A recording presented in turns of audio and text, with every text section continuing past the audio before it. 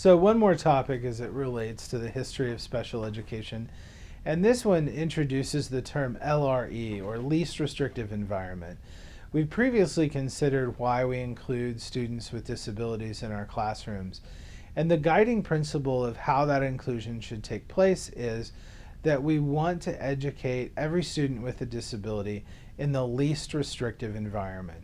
And if we were to look up a textbook definition of least restrictive environment, that definition would be educating with students with disabilities along their non-disabled peers to the maximum extent possible. And again, this becomes a big justification for why I think it's important to include students with disabilities alongside their peers in our Catholic schools. LRE as a principle comes from the 6 principles of special education. I'll go through them really quickly. The first is zero reject. This has to do with the public school's obligation to identify and serve every student with a disability within the geographic confines of that school building or that school district, and even those students that are enrolled in private schools. So for those of us who serve in private schools and have kids in private schools, if our kids have disabilities, the public schools have to provide services for them. And we hope that those public school partnerships will allow for services that can supplement what we're doing in our Catholic education. The next is non-discriminatory evaluation. So in order to serve students with disabilities, we have to understand their strengths, right? Because none of us ever improve based on our weaknesses. And so one of the things that I'm trying to work on in life right now, and I'm perpetually trying to work on, is my overall health and fitness. And if I went to someone and they created a health and fitness plan for me that involved running, a weakness of mine, it wouldn't be a very effective plan because I'm not good at running. I don't like running, and I'm probably not going to be motivated to go run. But there are some physical activities that I enjoy doing that are strengths. Things like riding a bike or lifting weights or playing disc golf. And so if someone was going to create a nutritional policy for me or plan for me, they need to focus on my strengths. The same is true for our students with disabilities. We need to focus on strengths. And in order to find out those strengths and their corresponding weaknesses, we need to be able to evaluate them. We need to understand their academic abilities, their academic performance, their social emotional level, their health and physical needs, and their communication needs. And the goal of that non-discriminatory evaluation is to determine those things all while not discriminating against students based on culture or language. And so we can't test a Spanish-speaking student in English because we're not going to find the true information that we need to gather data about strengths and weaknesses. And then the third and the fourth are appropriate education in the least restrictive environment. We've already talked about least restrictive environment. Appropriate education is an individual decision for each student. And so we've talked before about the disability categories.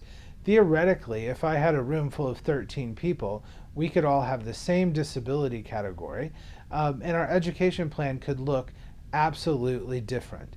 The category does not dictate what your education looks like. The individuals dictate what the educational plan looks like. So an appropriate education in the least restrictive environment. The final 2 categories acknowledge the importance of parents in special ed planning. The first is parent and student participation. That I as a teacher am not the expert in every student. We acknowledge this in the Catholic schools because we're continuing the work of the child's primary teacher.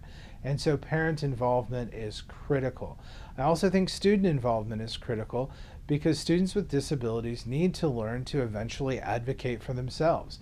And having them involved in the process from as early a point as possible, I think leads to better advocacy. And the final one is what we call procedural due process. These are the legal rights that parents have to bring suits against a school district if they feel that their rights have been violated within the special education process. So those are the principles.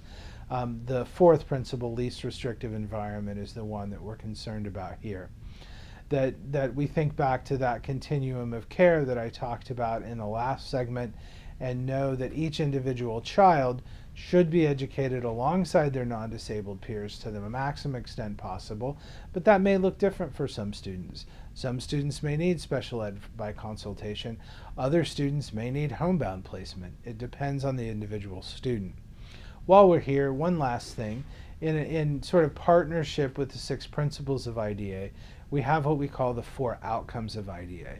And I think it's important that when we think about the needs of students with disabilities, that we understand the big picture, the final goal. And so the outcomes of IDA are equal opportunity, full participation, independent living, and economic self-sufficiency. These are the big picture goals that we should want for all of our students, but specifically our students with disabilities. That in their lifespan, from childhood through adulthood, that they have equal opportunities within the community, that they're able to fully participate in all of the life space, in their work life, in their personal life, within their parish life, and that they be able to do that by earning a living, being as economically self-sufficient as possible, and being able to live as independently as possible. Now, it's not the responsibility of schools to prepare for all those things, but I think for those of us who love and care about people with disabilities, that eye on the big picture, that what I'm doing today in a kindergarten classroom or a 4th grade classroom or a high school classroom is ultimately leading all of our students to the point where they have that equal opportunity, where they can fully participate, where they can work, earn a living, and live independently.